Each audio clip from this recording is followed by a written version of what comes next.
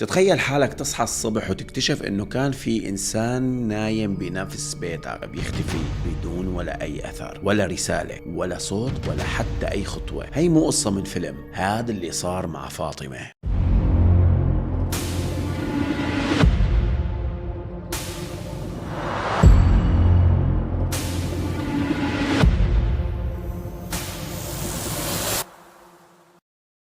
السلام عليكم أصدقائي، كيفكم؟ شو أخباركم؟ إن شاء الله كلياتكم تكونوا بخير. اليوم معنا قصة رعب من العيار الثقيل. قصة صارت بالسعودية وضجت كتير السوشيال ميديا بسبب هالقصة. بس قبل ما أبلش لازم أذكركم، إذا حابين تصيروا أصدقائي على منصة انستغرام ببساطة علقوا قد ما فيكم على الفيديو، وأنا رح أشوف تعليقكم وأضيفكم على منصة انستغرام. ولا تنسوا بعد ما تشوفوا الفيديو أنه تعملوا لي فولو على يوتيوب وتفعلوا زر الجرس أصدقائي، كتير ضروري. جهزوا لي كاسة الشاي الجميلة ويلا ننطلق. اليوم مو جاي احكيكم قصة عادية، اليوم جايين نغوص بقضية لليوم ما لها اي تفسير واضح. في ناس لحد هلا مقتنعة انه اللي صار مو شغل بشر. خلينا نبلش بالبداية. يوم الاربعاء بتاريخ 15 يوليو انقلبت الاوضاع فجأة بمدينة نجران بالسعودية. السبب اختفاء بنت عمرها 22 سنة اسمها فاطمة. فاطمة كانت بالليل بالبيت وكل شيء كان طبيعي جدا، ما في مشاكل، ما في توتر، ما في اي اشارة انه في شيء رح يصير. بس الصدمة اجت الصبح لما صحوا اهلها وما لقوها. مو بس هيك، اختفت بطريقة غريبة جدا لدرجة انه كأنها ما كانت موجودة من الاساس، ولا صوت خروج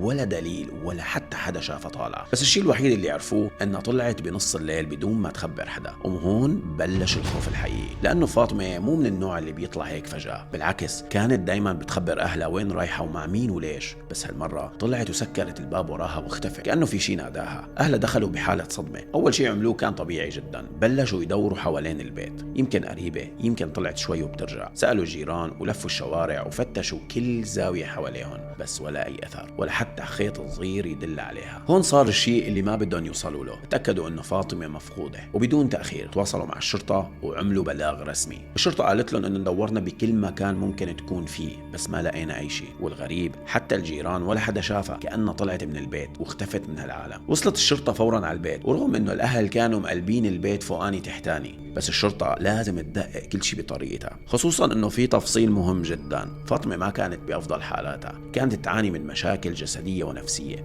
ولهيك احيانا اهلها كانوا يضطروا انهم يسكروا عليها الباب. اي نعم، مو قسوة بس خوف عليها، لانه لو شافت الباب مفتوح ممكن تطلع وتضيع. هالشي خلى الخوف يكبر اكثر واكثر. السؤال اللي كان براس الكل، وين راحت وكيف؟ مر اول يوم وفاطمة لسه مفقودة، بس اللي صار بعده كان شيء اكبر من مجرد اختفاء. عمليات البحث اتوسعت، الشرطة، المتطوعين واهل المنطقة كلهم، اللي بيعرفوها واللي ما بيعرفوها، الكل نزل يدور. اكثر من شخص كلهم هدفهم واحد، يلاقوا فاطمة. بس المشكلة ما في اي اثر قريب من البيت. وهون بلشت الاسئلة تكبر. هل هربت؟ طيب لو هربت كيف قطعت كل هالمسافات؟ هل انخطفت ولا في شيء تاني؟ بلشوا يفتشوا بكل مكان، مزارع، اودية، بيوت قديمة، مباني مهجورة، ولا اي شيء. لحد ما صار اول شيء غريب. واحد من اصحاب المزارع وقفهم وقال في شيء لقيته وماله طبيعي. قال لهم انه لقى فرشة ومخدة مرميين بالارض برات المزرعة، واكد انه مو تبع اي عامل عنده، وكل عامل عنده اغراضه الخاصة جوات غرفته. طيب لمين هدول ومن وين اجوا؟ هون الشرطة ركزت على كل المكان، لانه في احتمال كبير انه فاطمة قضت ليلتها هون. وخلال البحث شافوا شيء خلى الكل يوقف، اثار اقدام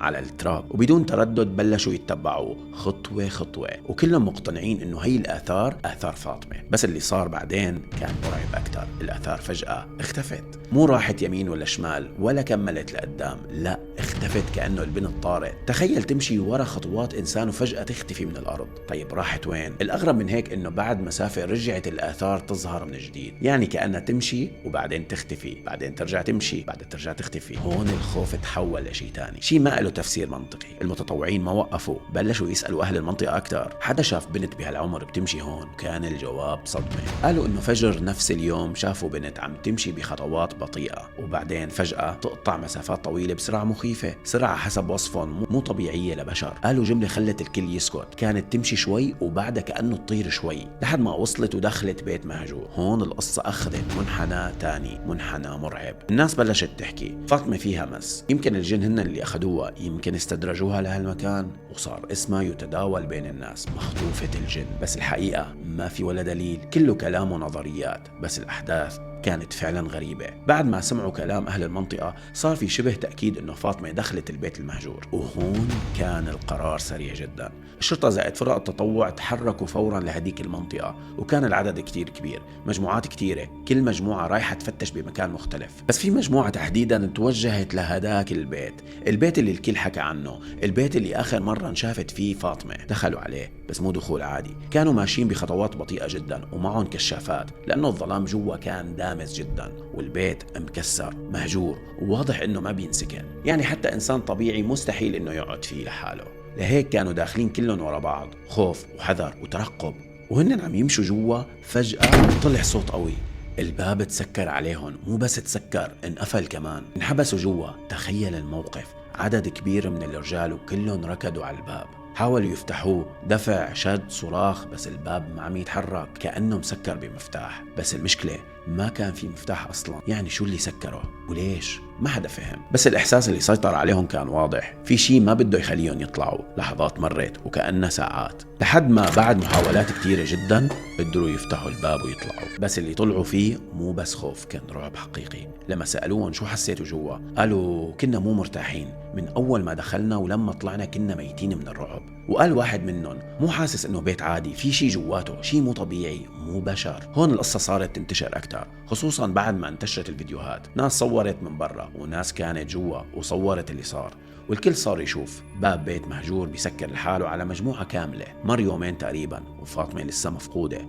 الخوف صار أكبر والضغط صار أكبر على الكل. أهلها ما عاد بدهم شيء بس يتأكدوا إنه بنتهم بخير، لهيك أعلنوا إنه أي حدا بيلاقي فاطمة له 100,000 ريال. بنفس الوقت عمليات البحث وصلت لمرحلة ضخمة جدا. تخيل أكثر من 1800 شخص عم يدوروا عليها، شرطة، متطوعين، ناس من كل مكان، الكل عم بيفتش بس أمل إنه يلاقوا أي دليل. وفجأة طلع أول خيط جديد. بمنطقة قريبة من جبل لقوا طرحة مرمية على الأرض وكانت لفاطمة. هون رجع الأمل وقالوا أكيد قريبة، أكيد كانت هون. فتشوا المنطقة بالكامل بس كالعادة الأثر متقطع، مرة في آثار أقدام بعدين تختفي وبعدين ترجع من مكان تاني، نفس النمط الغريب، تمشي تختفي وترجع تمشي. هالشي خلى المهمة أصعب، بس رغم هيك ما وقفوا، وكأنهم كل ما كانوا يقربوا منها هي تبعد أكتر. تاني يوم الصبح بنفس المنطقة تقريبا واحد من الباحثين لقى شنطة صغيرة، فتحها وكان جواتها موبايل صغير ومكياج وشواحن وعلب عطور فاضية، وفي كمان جزدان فيه عملات أجنبية. الشك كان كبير إنه لفاطمة،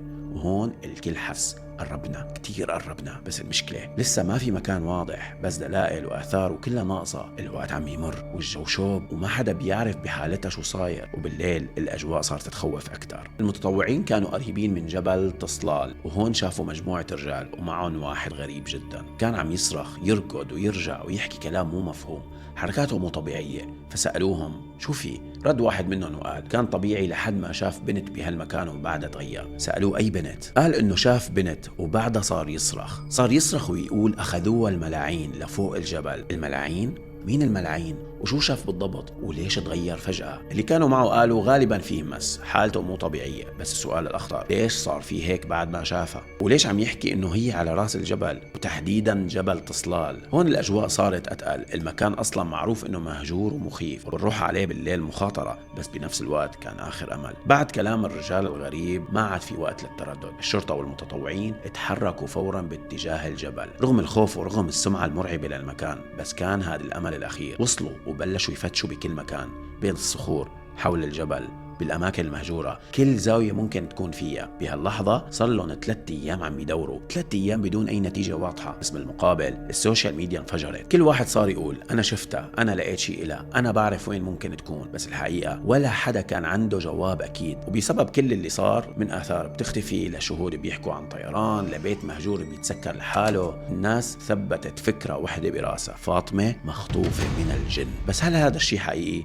ولا مجرد خوف وتفسيرات؟ باليوم الرابع وبدون أي مقدمات طلعت الشرطة بتصريح رسمي، الخبر كان تم العثور على فاطمة وهي بخير، بس هيك، لا تفاصيل، لا شرح ولا أي توضيح، بس إنها انلقت بصحة جيدة. أهلها أعلنوا الخبر وشكروا كل شخص شارك بالبحث، والفرحة كانت كتير كبيرة. بعد 4 أيام من الرعب انتهت القصة بسلام. بس هون بتبلش الأسئلة الحقيقية، طيب إذا فاطمة بخير وين كانت كل هالفترة وشو صار معها وليش اختفت بهالشكل وشو الحقيقة؟ طبعا ما في أي جواب رسمي، أهلها ما صرحوا بأي تفصيل ولا حدا وضح كل اللي صار بالضبط. بس في إشاعات انتشرت، ناس قالت إنه لاقوها بمدرسة مهجورة، وناس قالوا إنه كانت قريبة من الحدود. بس كل هاد مو مؤكد، مجرد كلام. هل فعلا الجن إلهم دخل باللي صار؟ ما حدا بيعرف. في ناس بتقول مستحيل، أكيد حالتها النفسية هي السبب. هالشي منطقي، خصوصا إنها كانت تعاني قبل، بس بنفس الوقت في أشياء صارت صعب تنشرح بسهولة. في ناس بتفسر فكرة خطف الجن مو بمعناها الحرفي، بل إنهم ممكن يأثروا على عقل الإنسان ويخلوه يمشي بدون وعي بأماكن ما لازم يوصل لها، كأنها كانت موجودة بس مو بوعيها الكامل. بالنهاية كلها نظريات، بس الحقيقة الوحيدة المؤكدة إنه فاطمة اختفت بطريقة غامضة ورجعت بدون ما تترك وراها أي تفسير. والسؤال هون إلكن أعزائي، لو كنتوا مكانهم